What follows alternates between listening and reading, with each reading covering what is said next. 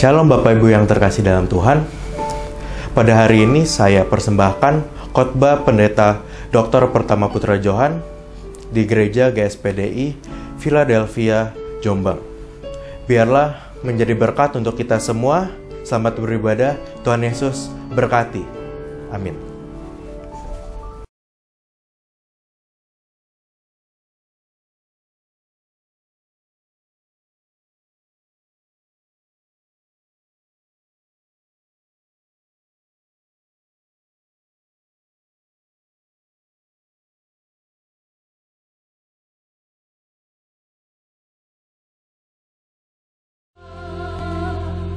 Nanti saya ingin hambanya bisa mendoakan beberapa jemaat yang maju ke depan. Pastor Johan.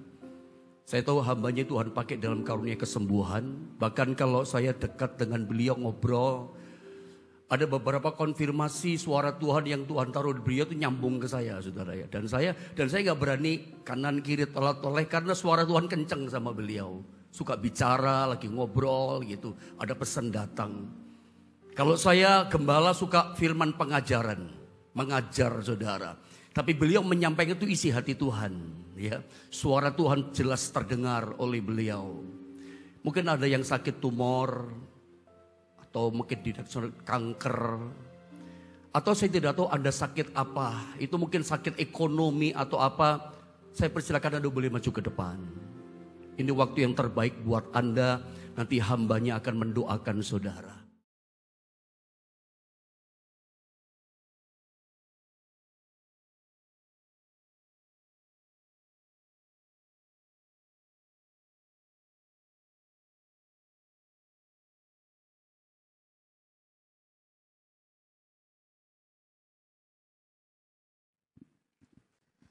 Haleluya.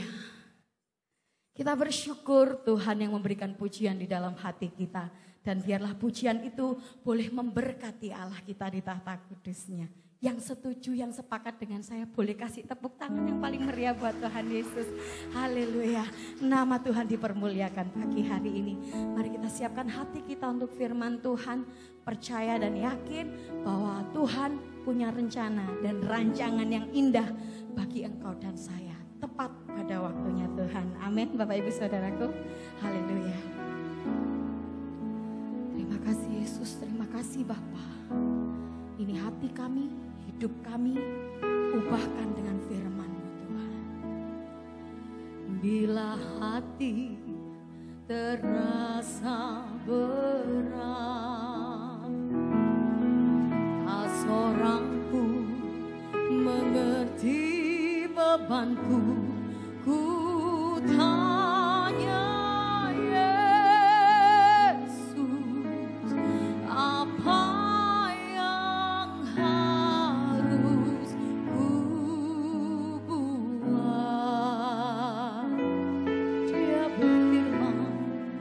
Dia berfirman, mari datanglah.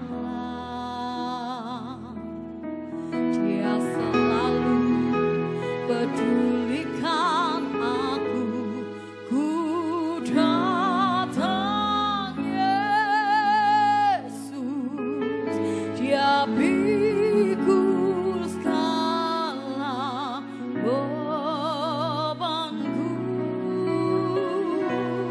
sujud di altarnya. Ku bawa hidupku, ku terima anugerahnya. Dia ampuniku dan bebaskanku. Dia ubah hidupku, barui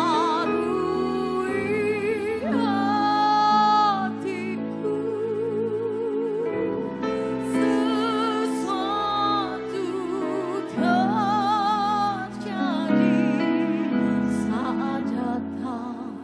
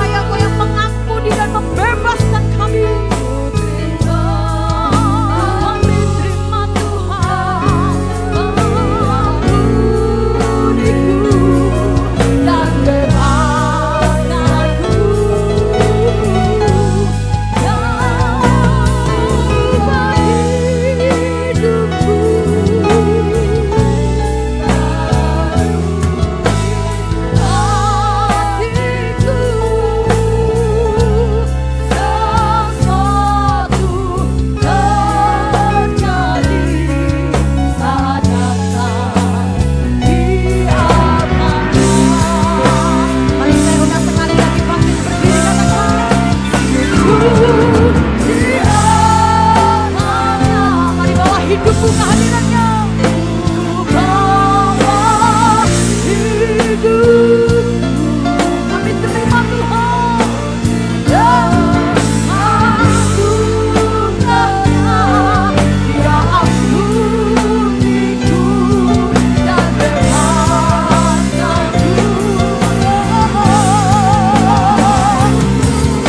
Mari waktu dan tempat kami persilahkan hamba-Nya.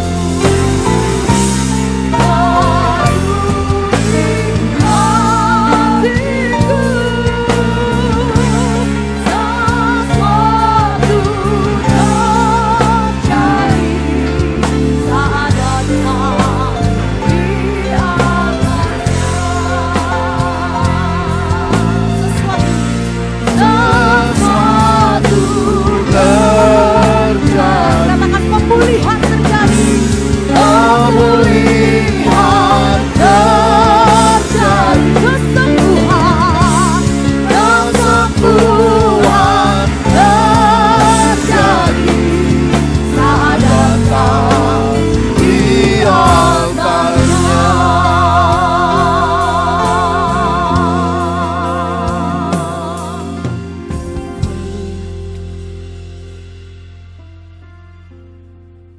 Dan kami bersyukur memiliki Tuhan dan Juru Selamat, Pencipta semesta alam, yang kami sembah di dalam Kristus Yesus.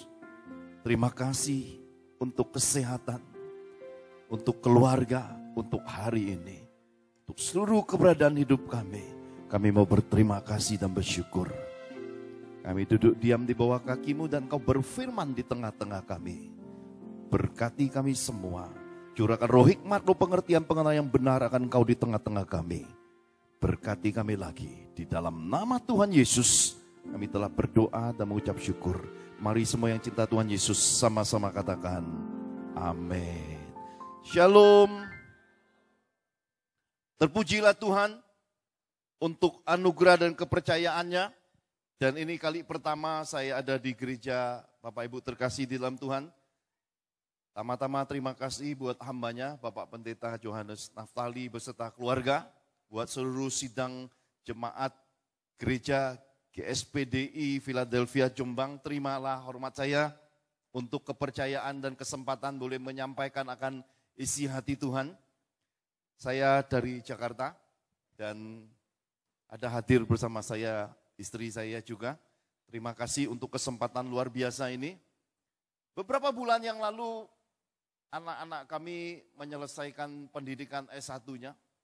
Oleh karena anugerah Tuhan dan prestasinya, yang pertama lulusan hukum ranking ke-6 dengan IPK 3,74, kemudian yang nomor 2 lulusan komunikasi di Universitas Indonesia dengan ranking terbaik dengan IPK 3,94.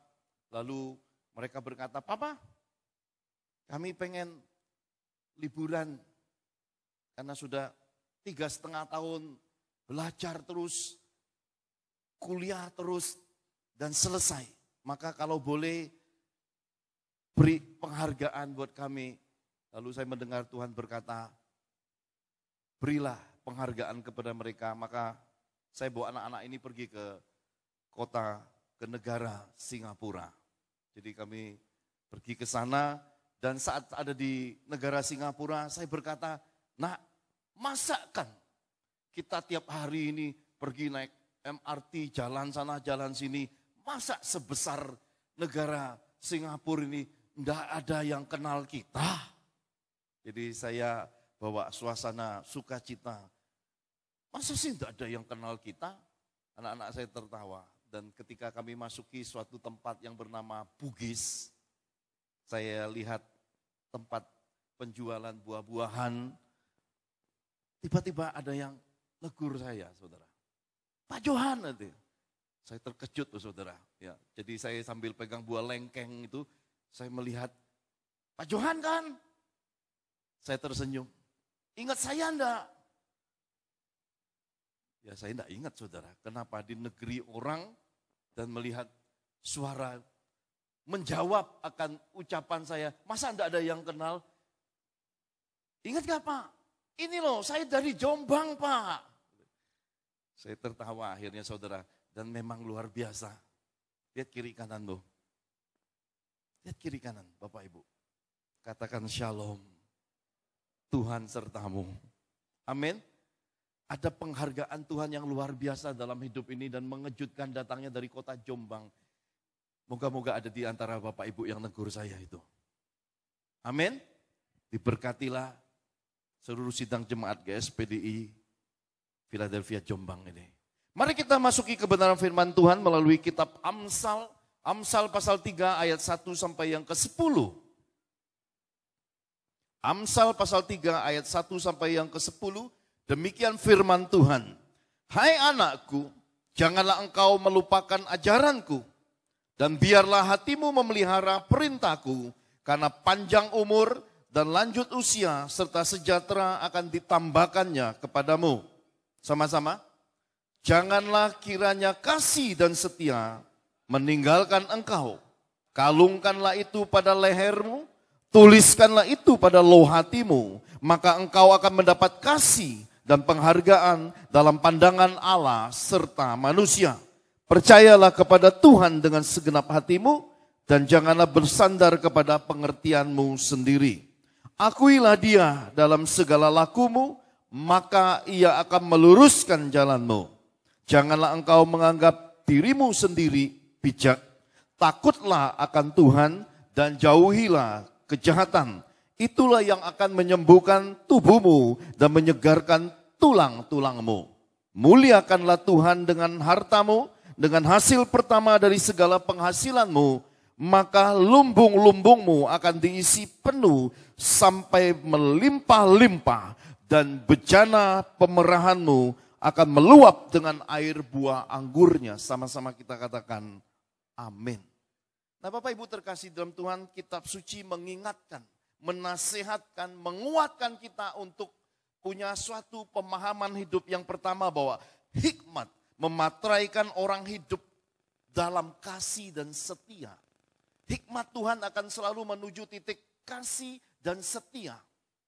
Karena itulah kalau kita tidak memiliki kasih, tidak hidup dalam kasih, tidak setiap hari mempraktekkan kasih, kita tidak mengenal Tuhan. 1 Yohanes 4 ayat 8 berkata, jikalau kamu tidak mengasihi, kamu tidak mengenal Tuhan. Sebab Yesus yang kita sembah itu adalah kasih. Iman, kasih, dan pengharapan ternyata yang terbesar yang akan kebawa sampai ke sorga itu adalah kasih. Kasih itu nampak jelas dari mana? Dari dalam diri kita. Karena kasih itu adalah terang di dalam hidup kita dan kasih itu bisa memancar keluar. Saya terkejut ketika menerima messenger dari hambanya, Pastor Johannes Naftali. Ingin saya mengisi firman di gereja ini. Kami ternyata sudah lama. Dan Bapak Pendeta Johannes Naftali adalah orang kedua dalam hidup saya yang bikin saya terkejut dari Facebook. Yang pertama adalah istri saya. Karena dulu tiba-tiba sesudah pengutusan saya ke satu kota, saya berkata tidak ada yang mau loh Tuhan. Karena ini mereka bilang penginjilan misi ini buang-buang duit. Capeknya akeh, tidak mau. Lalu Tuhan bilang sama saya ketika saya sedang berdoa, di Facebookmu itu ada satu anakku, putriku. Hubungi dia dan itulah yang sekarang jadi istri saya. Dan kemudian terulang lagi pengalaman ini dengan hambanya. Saya berkata Tuhan kita itu, katakan kiri kananmu, ciame. Dia ngerti Facebook saudara ya. Karena itulah di dalam Tuhan ini jangan kita menutup diri untuk sesuatu yang disebut dengan perubahan zaman. Kita mesti beradaptasi. Hidup ini berubah-ubah. Zaman dahulu, itu zaman anak-anak muda kita tuh cintanya cinta monyet, cintanya cinta genteng. Kalau zaman dulu dikenal dua cinta ini, kalau udah lihat genteng rumahnya udah senang banget. Dan kalau masih muda dibilang cintanya cinta monyet. Kalau sekarang beda generasinya, sekarang namanya bucin, budak cinta. Generasinya berubah-ubah. Karena itulah bahwa dalam kehidupan ini kita harus berpegang kepada Tuhan di dalam kasih dan setia. Karena kasih dan setia ini mendasari integritas imago Dei kita. Mutu iman kita, mutu kekristenan kita diukur dari kasih dan setia. Dan kasih dan setia ini harus mendasari hidup kita. Sepasang suami istri di kota Tangerang semasa pandemi menemukan pelayanan saya lewat medsos. Dia mengikuti pengajaran-pengajaran dan bimbingan rohani yang saya sampaikan. Oleh karena saya tidak bergerak dalam penggembalaan, lebih ke panggilan seorang misionaris. Jadi saya sampaikan pengajaran ini, mereka rindu untuk bertemu dan satu kali kami bertemu, saudara. Suami istri ini kami bertemu, selesai perkenalan, selesai. Lalu suatu kali mereka punya suatu kerinduan untuk saya bimbing mereka. Suami istri ini punya 2 orang anak, 2 orang anaknya ada di luar negeri. Jadi suatu kali dia berkata begini, Tuhan, kalau Dr. Johan itu memang hambamu yang engkau utus untuk membimbing, untuk mementoring keluarga kami. Dalam 1 minggu ini, biar kami ketemu. Dan biar dia menghubungi kami. Lalu dia bicara ke suaminya, suaminya berkata, loh kamu ini tidak adil. Bicara 1 minggu itu 7 hari. Ini kamu bicara sampai hari Minggu kau bilang seminggu sama Tuhan. Hanya beberapa hari. Jadi saat kejadian itu saya sedang memimpin ibadah penghiburan warga. Jadi saya selain sebagai seorang hamba Tuhan, juga di lingkungan tempat tinggal didaulat jadi Pak RW. Lihat kiri kananmu, katakan Pak RW. Jadi ketika saya sedang memimpin prosesi ibadah penghiburan kematian itu, tiba-tiba penglihatannya terbuka dan saya melihat sepasang suami istri ini.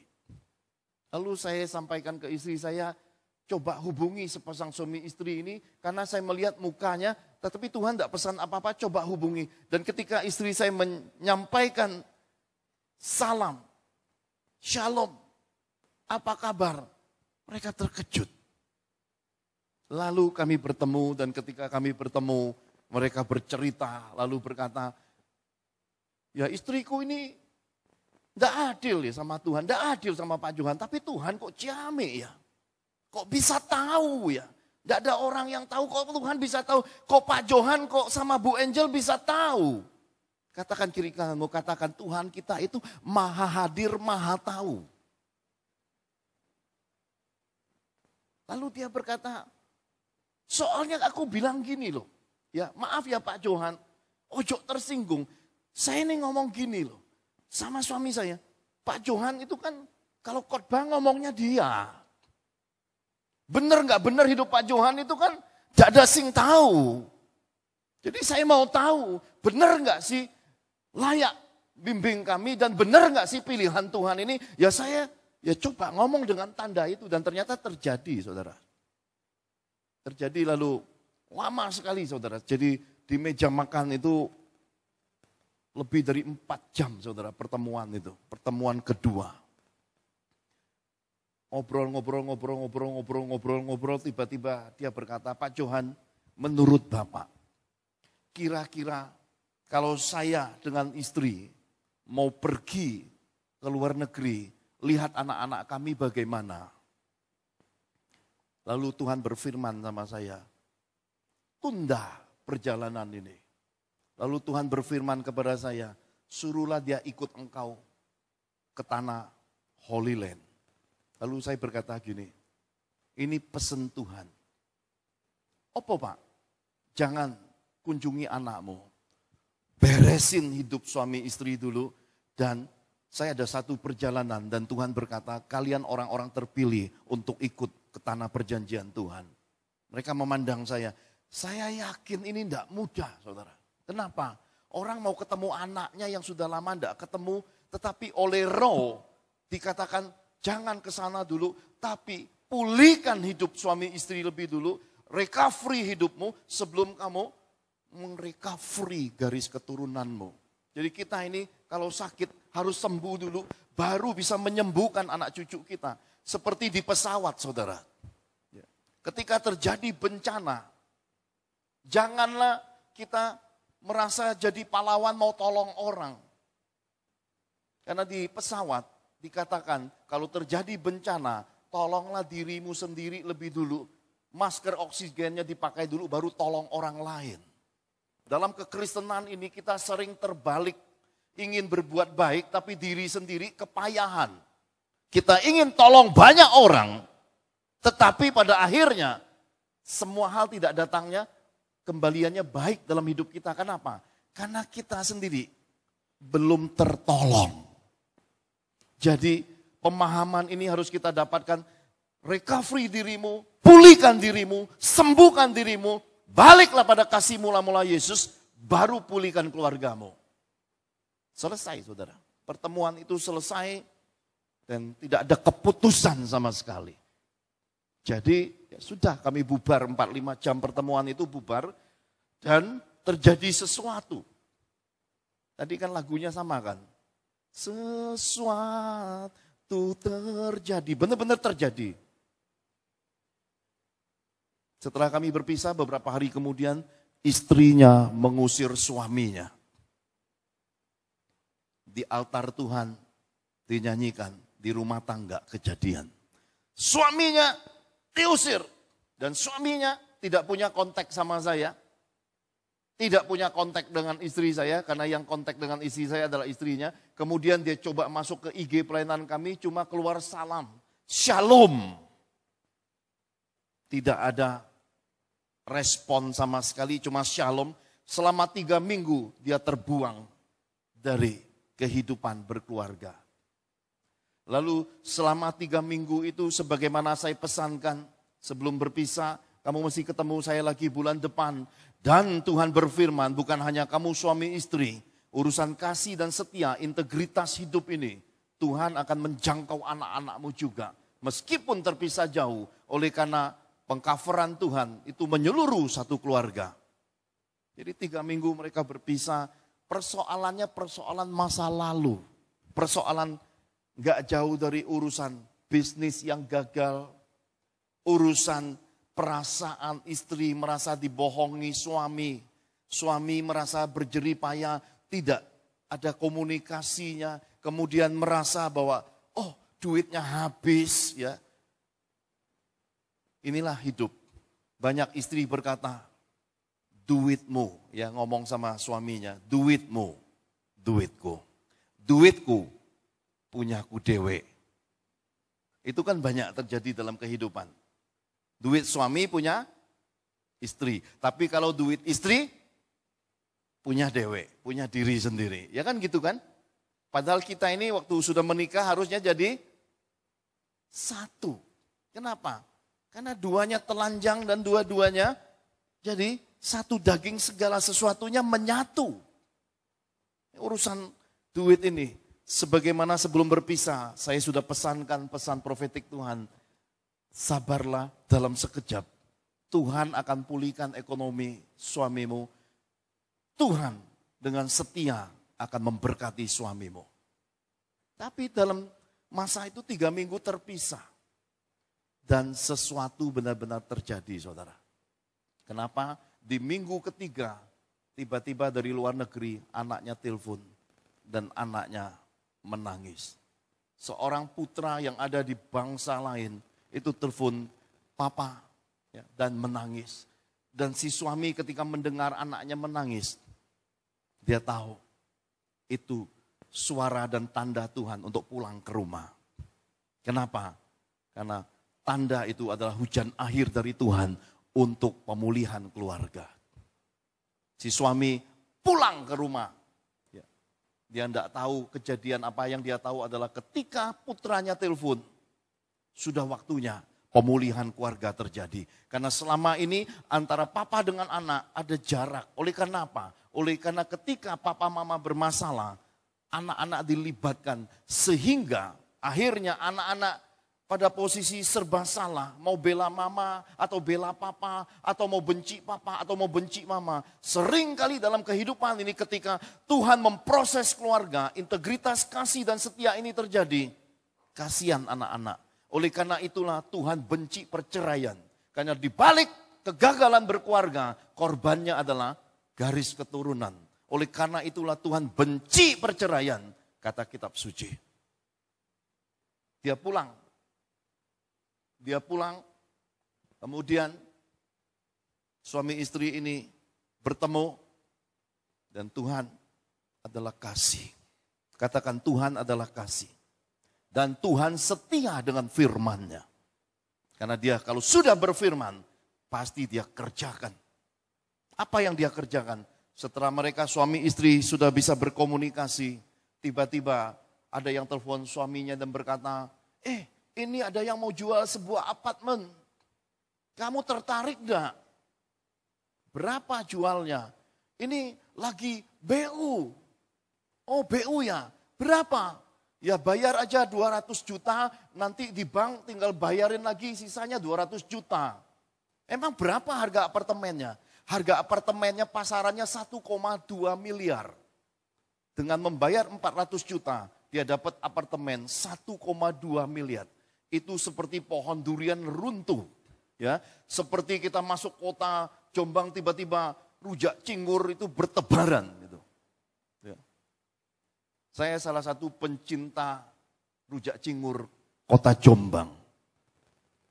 Kenapa? Karena saya sangat mencintai kota santri ini, saudara. Ya.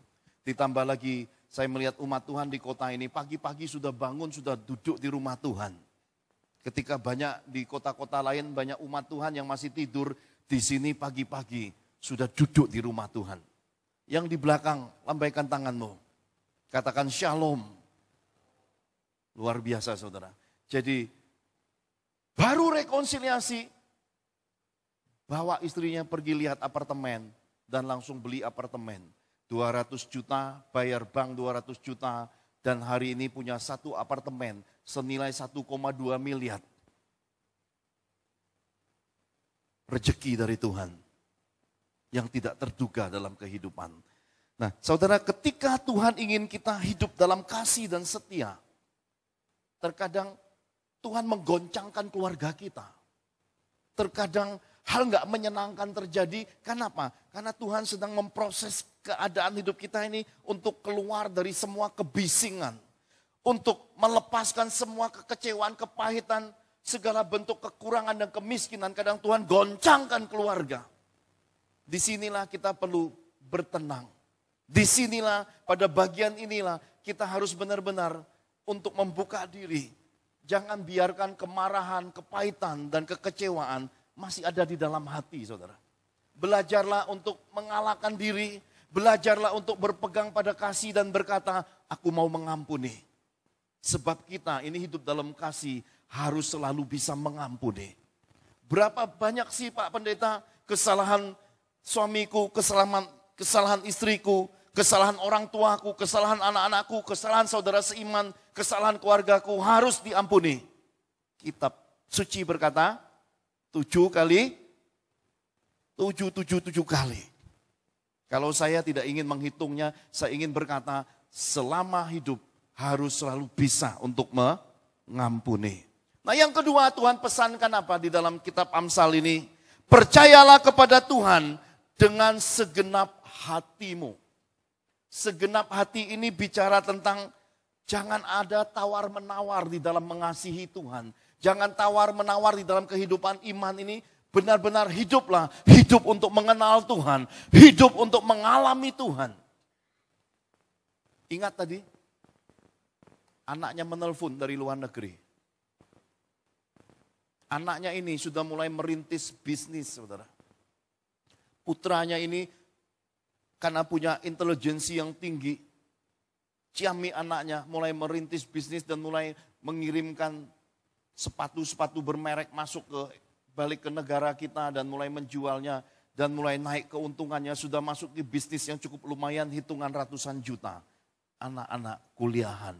Jadi anak-anak Tuhan ini rata-rata pintar di dalam kehidupan karena berhikmat. Tapi tiba-tiba sesuatu terjadi lagi, saudara. Kenapa? Barang yang dikirimnya dari luar negeri itu hilang sampai di sini. Aneh. Aneh enggak, saudara? Kok dikirim, barangnya ada, bukti pengirimannya ada, begitu sampai di sini hilang. Memang negeri kita ini kaya susu dan madunya. Lempar tongkat, jadi tanaman, ya kan? Baru lihat senyum sebentar aja, sapi tersenyum, langsung 2 jam kemudian sudah jadi rujak cingur. Ini negeri kita ini kaya sekali dengan keajaiban, amin. Bayangkan dikirim dari luar, kwitansi ada, barang ada, sampai di sini hilang. Apa enggak keren, saudara?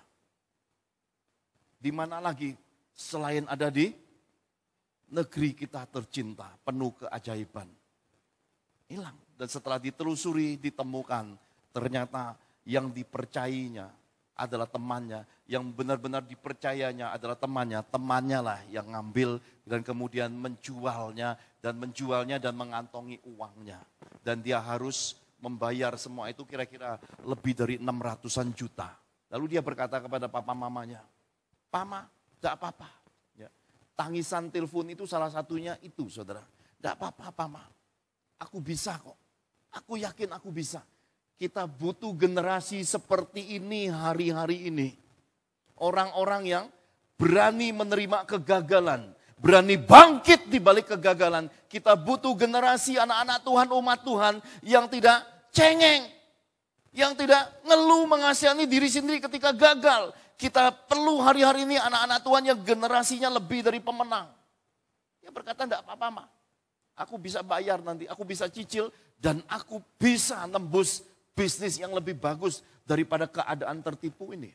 Lalu dia berkata pada mamanya gini, "Ma, aku minta izin, aku mau pergi ke Tamasya, ke salah satu negara yang gak jauh dari negaranya." Anak ini ada di Jerman. Kemudian dia berkata, "Boleh ya, Ma? Boleh ya, Pak?" "Boleh, ya, boleh." Dan oleh boleh ini ketika dibuka, lihat paspornya, visanya hampir habis. Sisa sedikit waktu lagi visa ini. Dan ternyata ada kendala di bangsa-bangsa ketika anak-anak kita memasuki pendidikan, di sana itu ketat sekali. Jadi kalau kita tidak lapor keadaan perubahan kita, di sana ketika mau perpanjang visa bermasalah. Tetapi anak dari sepasang suami istri ini punya teman kuliah, itu punya salah satu anak, saya menyebutnya apa ya, saudara?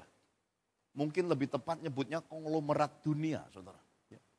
Jadi dia punya seorang sahabat baik, itu kelahiran Turki. Dan ini punya orang tua, di Jerman itu punya restoran, punya hotel, wah punya semua, saudara. Dan anak ini ditopang sama sahabatnya dan saking karibnya sampai keluar masuk rumahnya itu udah dianggap kayak anak sendiri. Jadi ketika dia bermasalah dalam perpanjang visanya, dia cerita ke temannya, karena temannya bilang gini, "Loh kamu kok suaranya lain, kok mukanya kok beda, ada masalah apa?"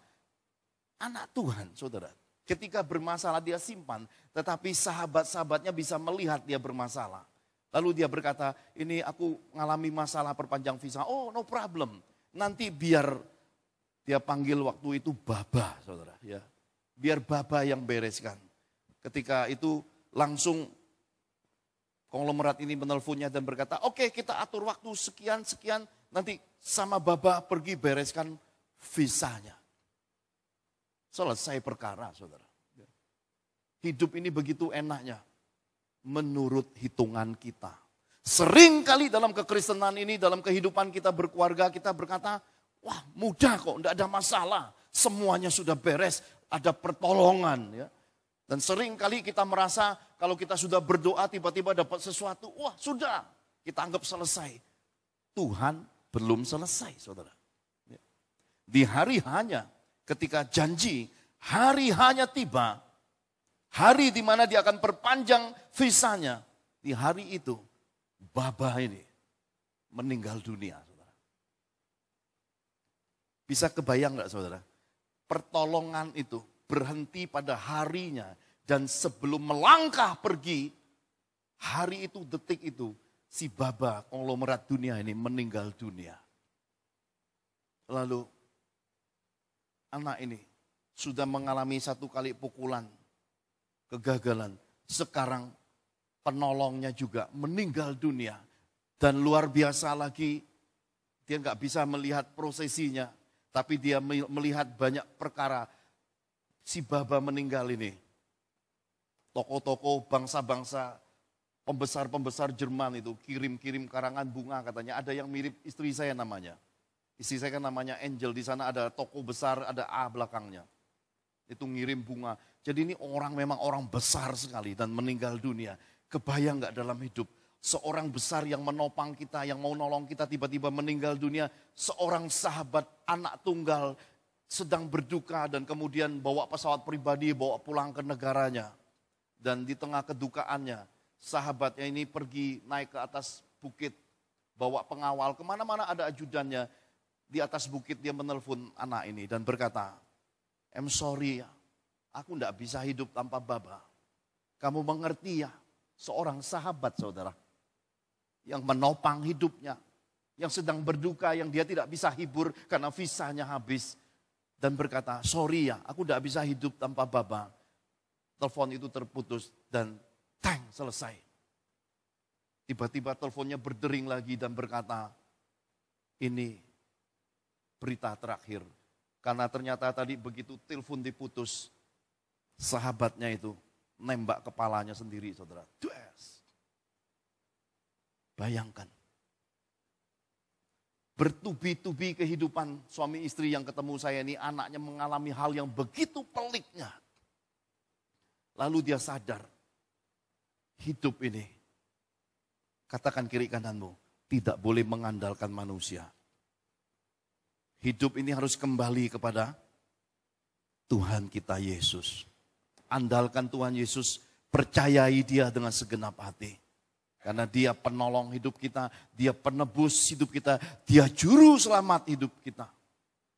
Karena semua pertolongan di dunia ini bisa sekejap berhenti dan habis, saudara.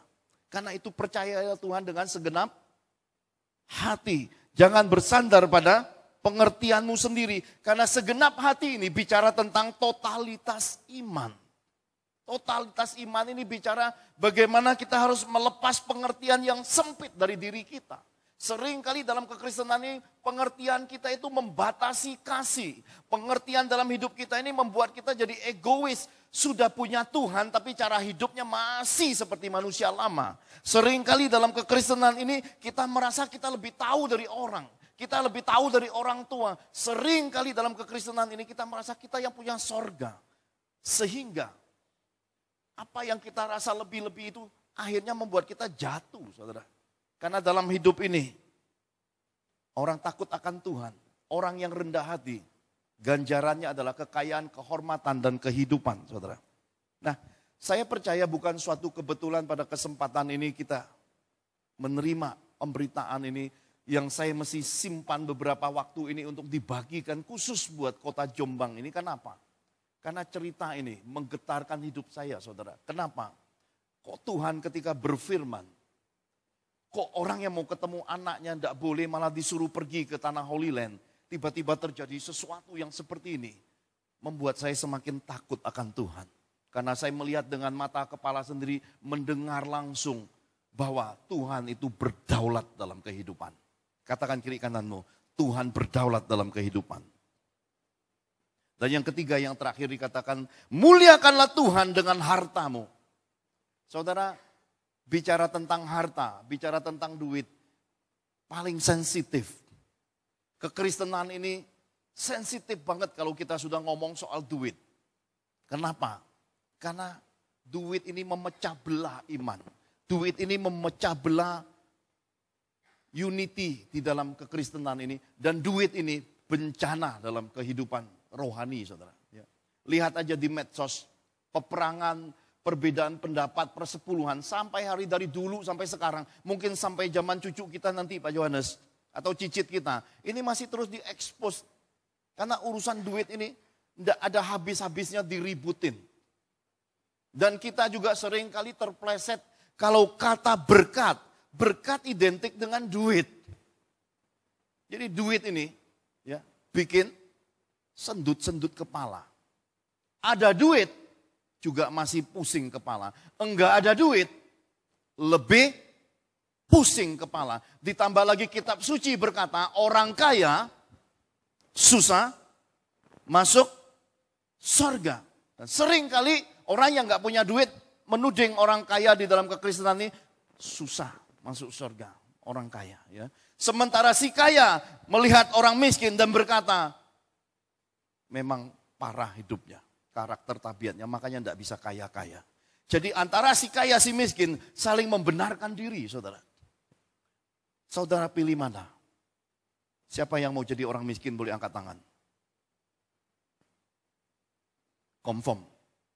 GSPDI Philadelphia Jombang tidak ada yang mau jadi orang miskin di sini. Yang mau jadi orang kaya boleh angkat tangan.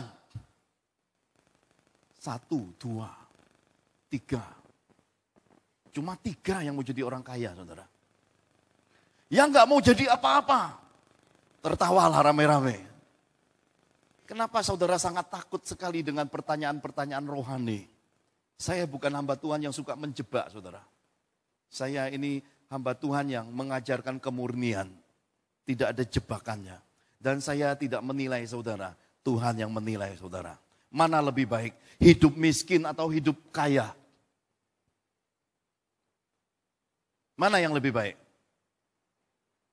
Mana lebih baik? Miskin mencuri atau kaya sombong? Mana yang lebih baik? Punya suami miskin, ya. Mandi aja jarang karena saking miskinnya. Ya. Rujak jingur aja tidak ketok dalam hidup karena saking miskinnya. Mau kayak gini. Atau kaya tapi tidak bisa makan karena penyakitan. Kaya dijauhi orang karena dianggap sombong. Mana yang saudara pilih? Katakan, pilihanku cuma Yesus. Dan aku kalau suruh nyoblos, yang aku coblos Yesus. Amin. Karena dalam hidupku pilihan abadiku hanya Yesus. Muliakan Tuhan dengan hartamu. Lihat selama masa pandemi COVID 3 tahun ini. Uang tidak berkuasa selama 3 tahun. Mau pergi, gak bisa. Masuk rumah sakit juga gak bisa. Kenapa? Padat, penuh, antrian panjang. Terus kalau dekat sama orang, apakah saat itu ada di antara saudara ibadah seperti ini? Dan Pak Yohanes dengan iman berkata, mari terus kita percaya pada Tuhan. Tiba-tiba lagi khotbah ada orang batuk. Bubar saat itu. Bubar enggak saudara?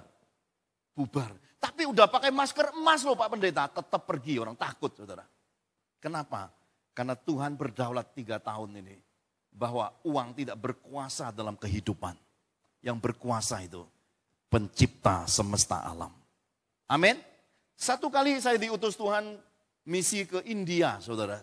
Ya. Tahu India? Negeri yang, ya. Saya tuh datang dalam keadaan Indonesia banget. Ya. Saya datang ke India, hamba Tuhan, pendeta, misionaris, ini Indonesia, nasional tinggi. Ya, saya jalan dengan tenangnya. 1 hari di sana. Yang saya temui di gereja, di jalan, di mana-mana, semuanya geleng-geleng, saudara. 1 hari saya tahan. Hari kedua saya mulai ke kiri, ke kanan, saudara. Hari ketiga saya mulai ikut geleng-geleng, saudara. Akhirnya saya tanya teman-teman hamba Tuhan, ini kenapa semua geleng-geleng begini? Dia berkata, itu geleng bisa berarti yes. Itu geleng bisa berarti no. Oh, oke. Susah nahan diri saudara. Seminggu di sana gini-gini terus saudara. Dan makanannya pagi muncul, siang nggak ada. Karena yang pagi muncul di pagi, siang muncul di siang, malam muncul di malam. Jadi kalau mau makan yang sama nggak bisa. Harus pada waktu pagi ya pagi, siang-siang, malam yang malam. Jadi selama saya pelayanan di sana, saya berkata, wah saya melihat negeri tempat di mana Rasul Thomas singgah. Saya diberi kesempatan melihat kuburan Thomas. Saya diberi Tuhan kesempatan melihat bagaimana jarinya dipotong, martirnya seorang Rasul Thomas. Saya melihat catatan berapa banyak orang lumpuh berjalan, orang mati dibangkitkan, berapa banyak mukjizat yang dicatat di dalam pelayanan Rasul Thomas. Saya mendengar cerita yang menarik adalah Rasul Thomas ini seorang arsitek. Jadi ketika dia sampai ke India, dia dipercaya oleh raja di sana pada masa itu untuk membangun sebuah istana. Jadi dia terima uang, lalu dia tidak kerjain apa-apa. Rasul Thomas, saudara, yang saudara tahu, dia berkata, kalau aku belum mencucukkan tanganku pada jarinya yang berlubang, pada lambungnya yang berlubang, aku gak percaya bahwa Yesus bangkit. Itu Rasul Thomas. Dan ketika Tuhan sudah memberi dia mencucuk lambungnya, Rasul ini dikirimnya ke India, saudara. Dan di India dia dapat proyek untuk membangun istana raja. Dan dia terima duit, dia tidak bangun istananya, duitnya dibagiin ke orang-orang miskin, saudara. Dan hari hanya ketika dipanggil, Thomas, mana arsiteknya, mana bangunannya? Thomas berkata gini, rajaku yang saya bangun ini, bangunan istana, hanya orang suci yang bisa melihatnya. Orang berdosa tidak bisa melihat apa yang saya bangun ini. Ini keren banget, saudara. Kenapa? Seorang raja besar, pertanggungjawaban seorang rasul dikatakan, hanya orang suci, orang kudus, orang takut Tuhan bisa melihat istana ini. Maka langsung ditangkap dia. Kenapa? Duit rajanya dia bagi buat orang miskin, istananya tidak kelihatan apa-apa, cuma dapat sebuah cerita. Tapi malamnya sang rajanya bermimpi, dibawa Tuhan melihat istana yang diomongi Rasul Thomas, saudara. Luar biasa kan, saudara? Dia dilepas dan kemudian banyak pelayanannya menghasilkan kemuliaan Tuhan di bangsa itu. Dan saya diberi kesempatan datang ke sana dan diberi kesempatan melayani dan berbagai mukjizat terjadi. Dan satu kali saya singgah di rumah anak-anak yatim piatu, saudara. Jadi saya pergi ke sana, anak-anak kecil, saudara. Umur-umur balita, umur-umur belasan. Lari. Lalu tiba-tiba rekan-rekan hamba Tuhan India berkata, Pastor Johan, anak-anak ini belum pernah makan ayam goreng. Apakah bagi saudara mendengar kata ini biasa? Sama, saya pun merasa kata-kata ini biasa. Anak-anak ini belum pernah makan ayam goreng. Jadi bagi saya biasa, saudara juga biasa. Kenapa? Karena memang ya itulah statement. Jadi ketika saya balik ke hotel malamnya saya tidak bisa tidur, saudara. Kenapa? Di sini saya, di telinga saya dibisiki malaikat. Nah, anak-anak itu tidak pernah makan ayam goreng. Ya, saya balik badan tutup telinga sebelah, di sebelah dibisiki lagi. Nah, anak-anak itu belum pernah makan ayam goreng. Sepanjang malam saya dibisiki, belum pernah makan ayam goreng, belum pernah makan ayam goreng. Dan akhirnya saya duduk bersila, saya bilang gini, Tuhan, apa yang kau mau daripadaku? Apa Tuhan yang kau mau? Lalu Tuhan berkata, bukankah ketika engkau hendak berangkat, aku sudah memerintahkan engkau membawa sejumlah uang, mata uang asing. Saya berkata, ya Tuhan. Maka seluruh uang itu serahkan kepada rumah yatim piatu itu. Maka besoknya saya bicara ke beberapa hamba Tuhan, saya berkata gini, yuk tolong bawa saya lagi ke rumah yatim piatu itu. Lalu sampai di sana, saya ambil seluruh uang itu, 100% satu gepok US dollar. Lalu saya berkata kepada pengelola rumah yatim piatu, ini berkat dari Tuhan. Beri makan anak-anak ini, ayam goreng, apapun yang mereka mau makan, sampai uang ini habis. Itu besar sekali saudara nilainya, US dollar. Sangat besar. Kira-kira mungkin senilai setengah harga mobil Innova, saudara. Ya, saya serahkan. Pakailah. Lalu saya pergi pelayanan ke India, saya tidak pegang uang 1 sen pun, saudara. Ya, selama 7 hari, maka gelengan kepala saya tambah kencang, saudara. Ya, kenapa? Enggak pegang uang, jadi saya pergi ke India tidak bawa pulang apapun, karena semuanya Tuhan ambil untuk memuliakan nama Dia. Amin. Jadi saudara, yang kita pertahanin ini untuk apa semuanya? Karena enggak kebawa pergi.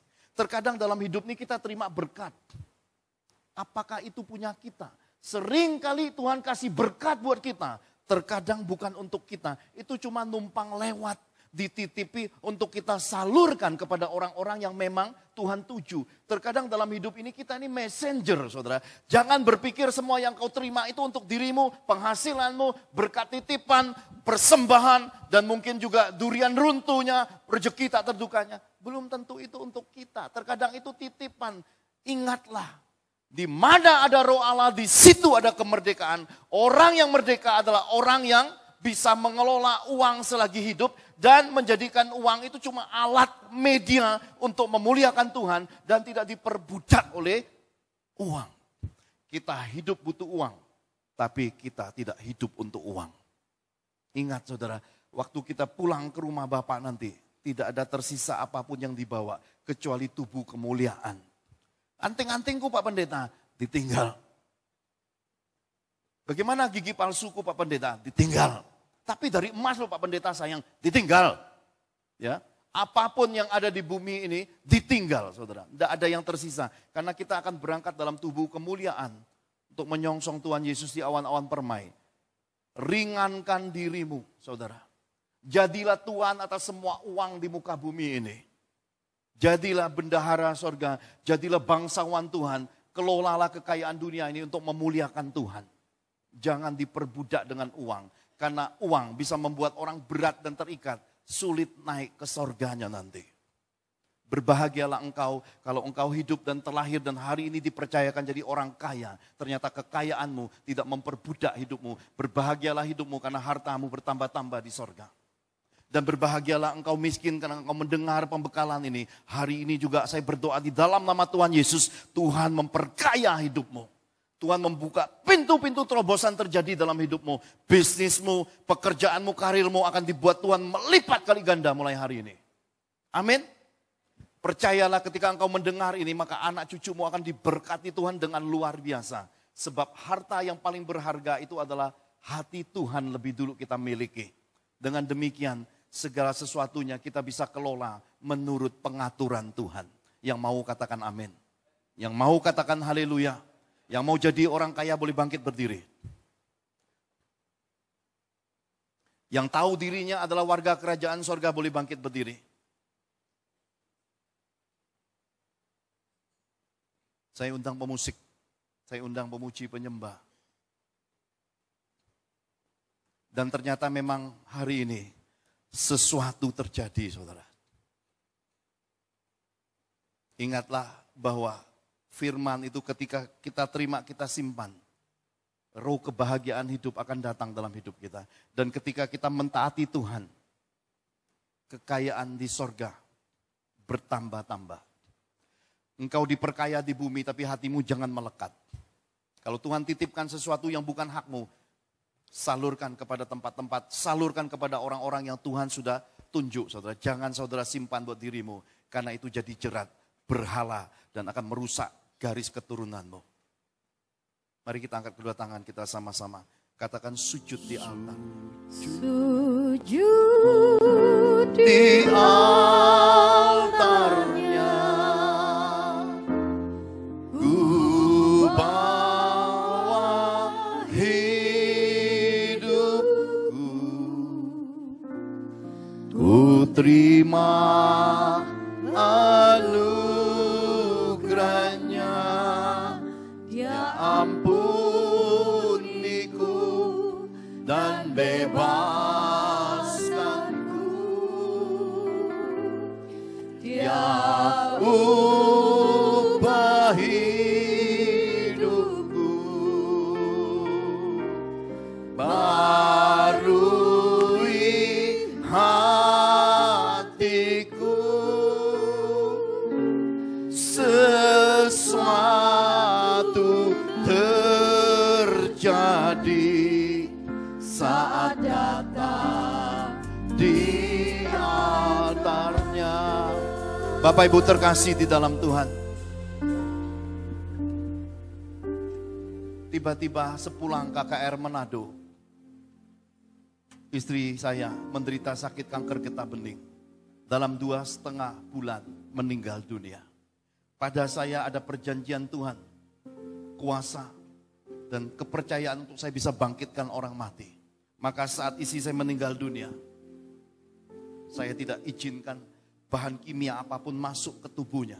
Maka saya taruh istri saya di peti jenazah dikelilingi es saudara. Dan saya menunggu, di rumah duka saya menunggu.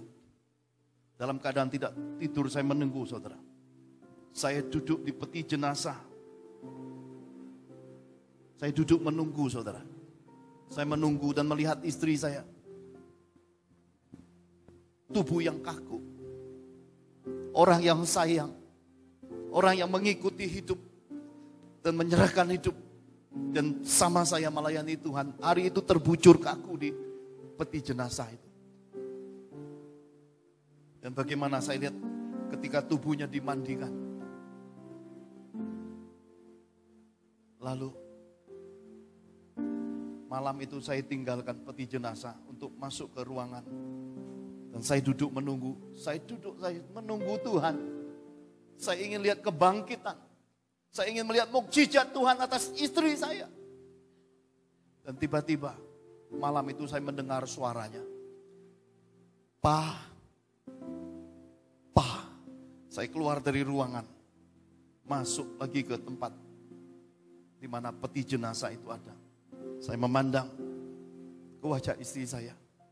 Dan tiba-tiba alam penglihatan terbuka. Saya melihat istri saya. Lalu dia berkata, Papa, Mama ada di sorga. Mama sudah enak di sini.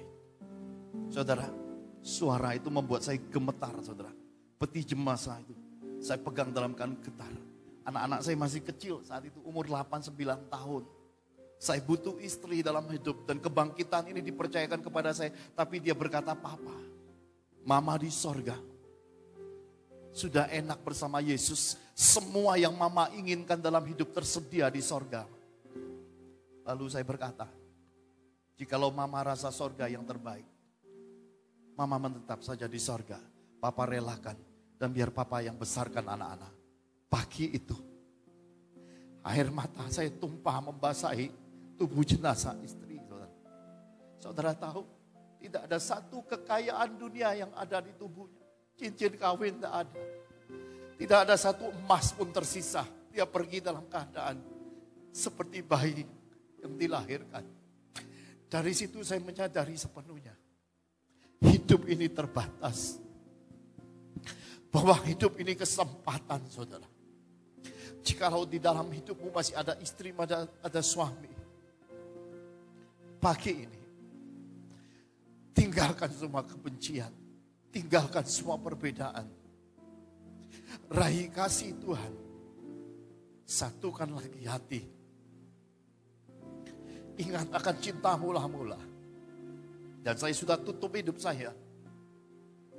Saya tidak akan menikah lagi. Saya kunci hidup saya dengan 3 tanda. Pertama, saya berkabung 7 tahun. Saya tidak mau pusingkan apapun. Yang kedua, penyakit kanker getah bening ini, kalau Tuhan masih mau pakai saya di jalan pelayanan ini, saya bisa mendoakan orang sakit kanker untuk sembuh. Dan yang ketiga, kalau Tuhan memang ingin saya berkeluarga karena di jalan pelayanan ini, biar anak-anak yang memutuskan dan yang memilih siapa yang akan mendampingi hidup saya. Tuhan genapi semua, saudara. 7 tahun berlalu, 11 tahun saya hidup sebagai single parent. Penyakit kanker getah bening di kota Bandung, seorang wanita Protestan saya tumpangi tangan sembuh, saudara. Dan tahun lalu, Tuhan menghadiahkan saya lewat anak-anak, kegenapan kehendak Tuhan, seorang istri, saudara.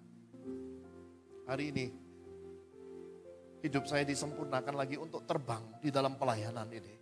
Karena ternyata dalam hidup ini, harta yang paling berharga dalam hidup itu adalah keluarga, saudara. Mari pegang tangan istrimu, pegang tangan suamimu, pegang tangan anak-anakmu. Mari kita masuki sama-sama.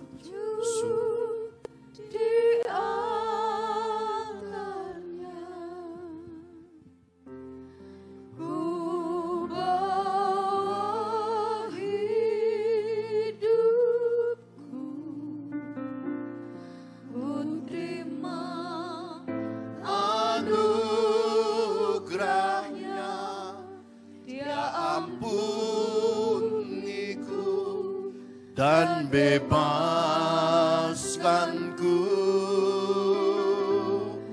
Dia ubah hidupku, barui hatiku, sesuatu terjadi saat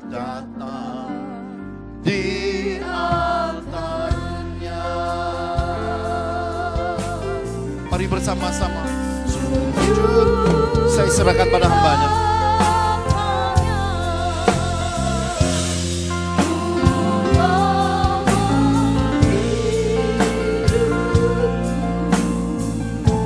Ku terima anugerahnya, Dia ampuniku dan bebaskanku. Dia ubah hidupku, barui hatiku. Sesuatu terjadi saat datang di altarnya. Nanti saya ingin hambanya bisa mendoakan beberapa jemaat yang maju ke depan. Pastor Johan, saya tahu hambanya Tuhan pakai dalam karunia kesembuhan. Bahkan kalau saya dekat dengan beliau ngobrol, ada beberapa konfirmasi suara Tuhan yang Tuhan taruh di beliau itu nyambung ke saya, saudara ya. Dan saya nggak berani kanan kiri tolak-toleh karena suara Tuhan kenceng sama beliau. Suka bicara, lagi ngobrol gitu. Ada pesan datang. Kalau saya gembala suka firman pengajaran, mengajar saudara. Tapi beliau menyampaikan itu isi hati Tuhan, ya. Suara Tuhan jelas terdengar oleh beliau. Mungkin ada yang sakit tumor, atau mungkin kanker, atau saya tidak tahu Anda sakit apa. Itu mungkin sakit ekonomi atau apa. Saya persilakan Anda boleh maju ke depan. Ini waktu yang terbaik buat Anda. Nanti hambanya akan mendoakan saudara. Tutup matamu. Sujud di altar. Gak boleh maju ke depan. Yang mau didoakan silakan. Kubat terutama kau yang sakit maju ke depan. Bagi Tuhan ada yang mustahil. Tidak usah malu-malu. Yang sakit terutama sakit saya undang semua maju ke depan. Dia ampuniku dan bebaskanku. Dia ubah hidupku. Silakan Mbak Johan. Barui. Mari jemaat Tuhan sama-sama kita mengangkat tangan kita ke atas. Sesuatu terjadi saat datang di altarnya. Sujud di altarnya. Mari mengalir kuasa-Mu Tuhan. Ku bawa hidupku, ku terima anugerahnya. Dia ampuniku dan bebaskanku. Dia ubah hidupku, barui hatiku. Sesuatu terjadi saat datang di altarnya. Sujud di altarnya. Sujud di altarnya. Mengalir kuasa-Mu Tuhan. Syaramata kaya namanya sitiki pakata yang lama. Anugerahnya Dia ampuniku dan bebaskanku. Dia ubah hidupku. Oh, barui hatiku. Sesuatu terjadi saat datang di altarnya. Sekali lagi, sujud di altarnya, sujud di altarnya. Ku bawa hidupku, ku terima anugerahnya. Dia ampuniku dan bebaskanku. Oh, Dia ubah hidupku. Oh, barui hatiku. Sesuatu terjadi saat datang di altarnya. Shanamaya Shikiraramu. Haleluya, haleluya. Shetikaramo yatashitikanaramo. Yalama yalama takanarama yalama yashatakanaramo. Tiakapo yatashitikanaramo yalama. Yalama yalama syakatakanarama. Mari jamah setiap umatmu Tuhan. Mari mengalir kuasa-Mu melawat setiap pribadi. Shipitekana matakana rabayala rabayala rabayala rabayala. Oh, radabayala baya shikina ramo. Tikapaya siatakana ramaya sirina rabayala. Yalabayala matakaramo. Roh-Mu menjamah, Roh-Mu melawat,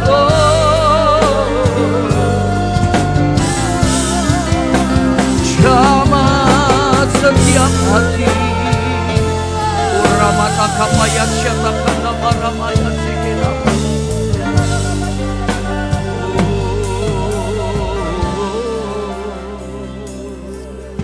Tekalamaya syakatakana maya lamaya. Tikena moya la maya shiki tikina matakana ramaya la ramaya la. Dede beta syatakana borina matakana maya la maya la. Mari mengalir kuasa-Mu Tuhan.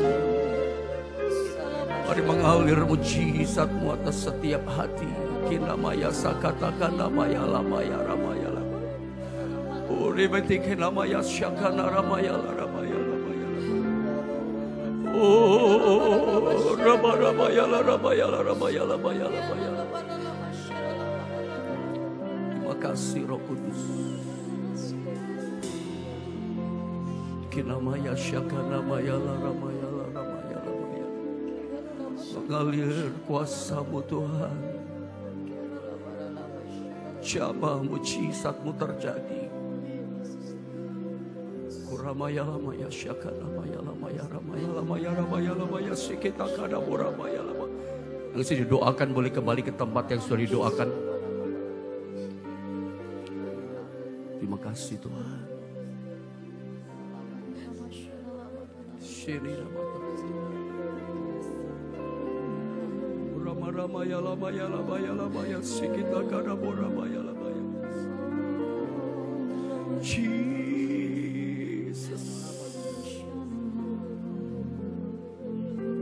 Makasih Tuhan.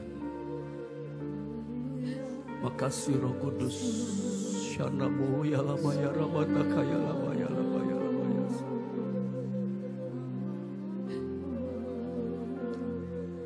Makasih Tuhan. Terima kasih Roh Kudus. Shedi makaya lamu rabataka sheteke lama ya rabataka lama ya. Ya lama ya lama ya lama ya lama. Kinamaya si karabo rabarabata shikita kanamo ya lama. Makasih Tuhan. Sujud di altarnya. Ku bawahi. Yang sudah didoakan silakan kembali ke tempat. Ku terima anugerahnya, Dia ampuniku dan bebaskanku. Dia ubah hidupku, barui hatiku, Sesuatu terjadi saat datang di altarnya.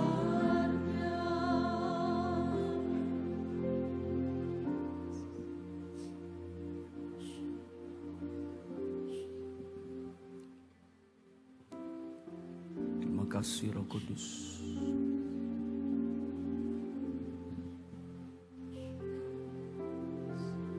Shalamu ya syakata kalalamu.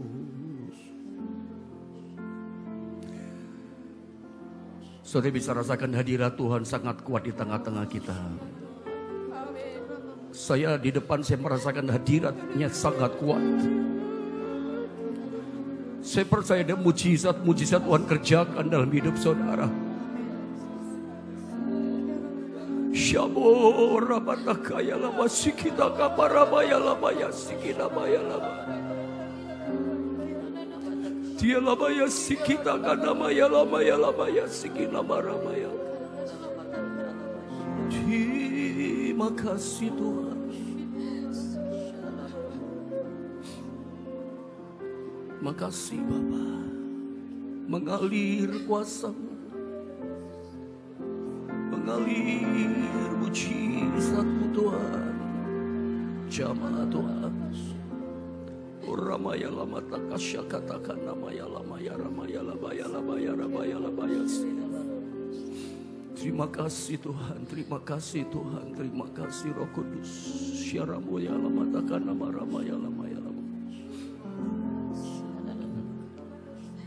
Sebab Kau ajaib Tuhan.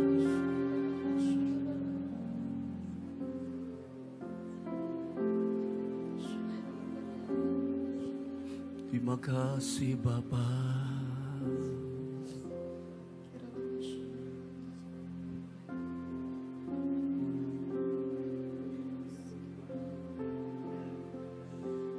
Kami muliakan Engkau di tempat tinggi. Kami sanjung Engkau Bapa dan Raja kami. Terima kasih buat kemuliaan hadirat yang Kau curahkan di tengah-tengah kami. Hamba memperkatakan perkataan iman. Setiap umat-Mu yang datang mungkin ada sakit di tubuhnya, mereka akan pulang terima kesembuhan yang mujizat yang ajaib. Ada kelepasan, ada kemenangan. Bahwa mujizat masih ada sampai detik ini, bahwa kesembuhan masih ada dinyatakan. Pemulihan, keajaiban terjadi atas umat-Mu. Kami percaya setiap benih firman ditabur, bahkan hadirat-Mu yang dilepaskan pada pagi ini. Memerdekakan setiap kami, menyegarkan imanan roh setiap kami. Kami pulang dengan sukacita membawa kemenangan yang besar daripada Tuhan. Dalam nama Yesus kami berdoa. Yang percaya sama-sama kita katakan amin. Hari kita akan kembali dilayani oleh hambanya Pastor Johan jam 4 sore. Dan beliau membawa dua macam buku, dua judul buku. Yang satu berjudul dalamnya kasih Yesus dan The Invisible, yang tidak kelihatan. Ini mungkin banyak bicara tentang alam roh ya. Supaya kita juga mengerti isi hati Tuhan lewat buku ini ditulis oleh hambanya. Dan buku ini masing-masing 100.000 saudara ya. Tapi beliau tadi ngomong sama saya terserah mau dibeli berapa. Dan 100% ini buku pembelian ini dipakai untuk pelayanan beliau dalam misi ya. Ke daerah-daerah bahkan ke negara lain untuk memberkati bangsa-bangsa. Kalau saya dalam sinode juga diajar oleh teman-teman misi Kamu nggak bisa ke daerah sana, daerah pedalaman, bahkan daerah tertentu, tapi berkatmu bisa nyampe ke sana. Teman-teman saya selalu mengajar seperti itu untuk pelayanan misi. Kitanya nggak bisa ke sana menjangkau orang-orang di sana, tapi lewat hambanya berkat kita bisa nyampe ke sana. Ya, kalau boleh sih saya gembala, walaupun beliaunya berkata terserah Pak, mau di harga berapa, donasi berapa terserah, 100% untuk pelayanan. Tapi kalau boleh saya gembala saudara mengatakan, satu buku 100.000 gitu ya. Bahkan silakan Anda donasi lebih silakan, karena untuk pelayanan, untuk pekerjaan Tuhan. Seperti pesan saya tadi, Anda gak bisa menjangkau jiwa-jiwa yang jauh di sana, tapi dirimu lewat berkatmu bisa nyampe ke sana. Dan saya percaya itu dihitung di kerajaan sorga. Selamatkan jiwa kan, kuatkan jiwa, sembuhkan banyak jiwa. Dan beliau ini dipakai dalam pelayanan kesembuhan saudara ya. Banyak orang-orang yang, bahkan tadi kanker apa tadi Pak, getah bening ya. Banyak sembuh lewat pelayanan beliau. Dan saya percaya tadi ketika didoakan banyak juga saudara mengalami kesembuhan mujizat Tuhan. Dan sekali lagi per buku ini kalau boleh saya gembala katakan sama saudara 100.000 lah paling minimal ya. Dan bisa dinonasi untuk pekerjaan Tuhan. Walaupun beliau katakan terserahlah Pak kasih berapa gitu ya. Tuhan berkati setiap saudara. Kita akhiri ibadah kita pagi ini. Mari sama-sama kita bangkit berdiri. Kita angkat kedua tangan kita. Kita katakan Tuhan selalu menolongku. Tuhan selalu menolongku. Selalu menjagaku. Selai di rambutku tak akan terjatuh tanpa seizin-Mu. Oh, Tuhan selalu menolongku, selalu menjagaku. Dia mengenyangkanku dan peliharaku seumur hidupku. Dia mengenyangkanku dan peliharaku seumur hidupku. Oh, Dia mengenyangkanku dan peliharaku seumur hidupku. Terima kasih Tuhan Yesus, ibadah kami telah selesai dan kami percaya kuasa ibadah sudah memberkati kami, memulihkan kami, menyembuhkan kami, bahkan melengkapi iman rohani kami semakin bertumbuh didewasakan di dalam Tuhan. Sampai satu kali kelak kehidupan setiap kami sempurna sama seperti Engkau. Setiap pelayan-pelayan Tuhan ambil bagian pekerjaan Tuhan pada pagi ini. Tuhan berkati, kembalikan pengurapan Allah yang limpah. Kalau kami sementara pulang, penyertaan-Mu sempurna menyertai kami. Tiba di rumah dengan selamat, dengan membawa berkat kelimpahan daripada Tuhan. Turunkan berkat-Mu atas negeri kami tercinta Indonesia, atas kota Jombang, atas kota-kota di mana umat-Mu tinggal. Mari angkat tangan saudara dan pagi ini terimalah berkat dari Allah Bapa, Putra dan Roh Kudus. Itulah berkat yang berkelimpahan dari Tuhan Yesus Kristus. Sekarang turunlah memberkati rumah tangga saudara, pekerjaan saudara semuanya diberkati berkelimpahan oleh Tuhan. Aktivitas saudara sepanjang minggu ke depan, aktivitas yang sungguh-sungguh mendapatkan berkat kemurahan Tuhan yang luar biasa. Dan berkat dicurahkan oleh Allah mulai pagi ini sampai Maranatha, Tuhan Yesus datang kedua kali. Bapa terima kasih.